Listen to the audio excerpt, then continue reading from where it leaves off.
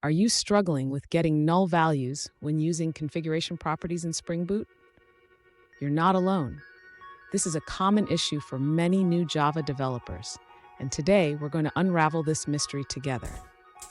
I totally understand how frustrating it can be when you're trying to access configuration values only to find them returning null. It can feel like you're missing a crucial piece of the puzzle.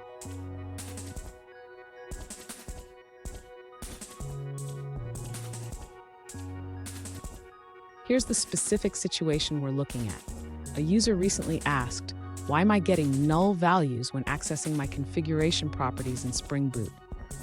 They provided their YAML configuration and the related Java classes, but they still faced issues. Sound familiar? Let's dive into this together. So what could be causing these null values? It often comes down to a few common pitfalls, such as missing annotations or incorrect configurations. We'll break it down step by step. And stick around. I have a valuable tip at the end that will help you avoid these issues in the future. First, the user should ensure that the configuration properties class is properly registered as a Spring Bean. This can be done by adding the @enable configuration properties annotation to the main application class. Next, the user should check that the application.yml file is correctly formatted and located in the right directory.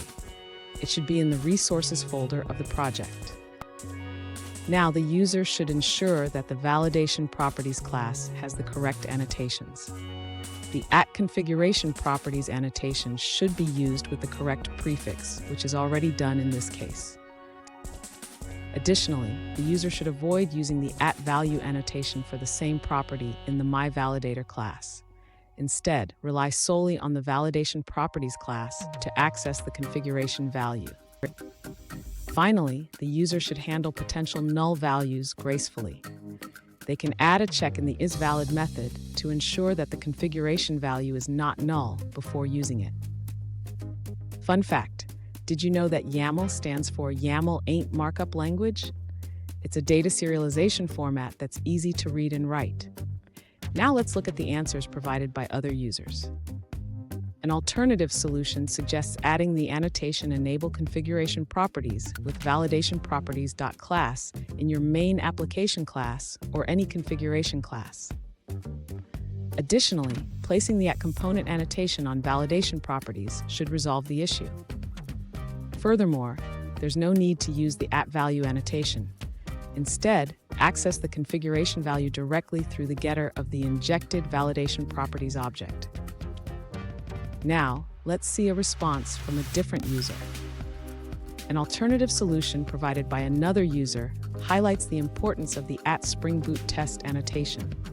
They discovered that this annotation was missing while running a unit test in their Spring Boot application, which led to the null values. Here's the tip I promised.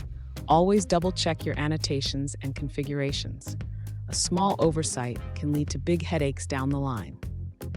And there you have it.